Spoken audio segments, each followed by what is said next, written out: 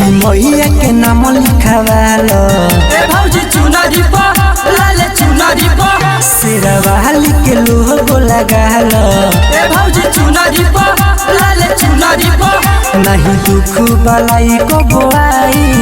देवी मैया से अरजी लगाई तू रख विश्वास मैया दुलरी पा दुर्गा मैया के नाम लिखवालो ए भौजी चुनरी पा लाले चुनरी पा शेरवाली के लोगो लगालो ए भौजी चुनरी पा लाले चुनरी पा शेरवाली के लोगो लगालो बोला बोला दुर्गा मैया की भौजी चुनरी पा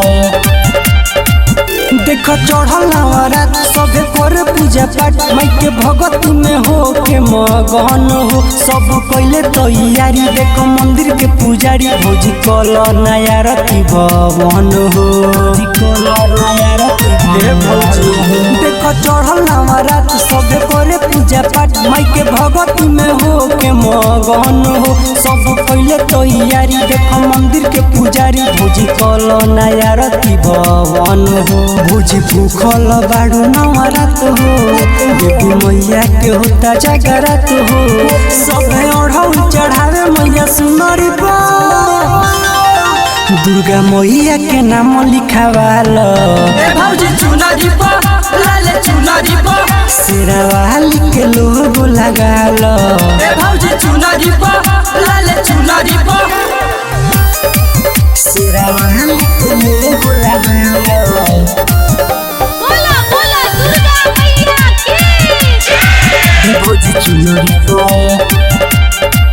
करनौ दिन नमी भौजी बन जइबू मम्मी रख मैया पर तू विश्वास हो माई के मंदिर सजाव रोज भोगावा लगाव मैया करी है न तू हो के निराश हो मैया करी है न तू हो के निराश हो करनौ दिन नमी भौजी बन जइबू मम्मी रख मैया पर तू विश्वास हो माई के मंदिर सजाव रोज भोगावा लगाव मैया करी है न तू हो के निराश हो करन कहेला बात ल मन हो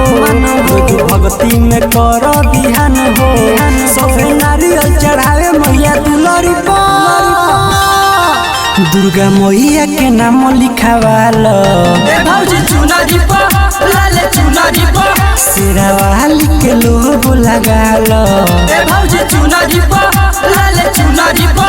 mix by Tara Chandi Bhojpuri films.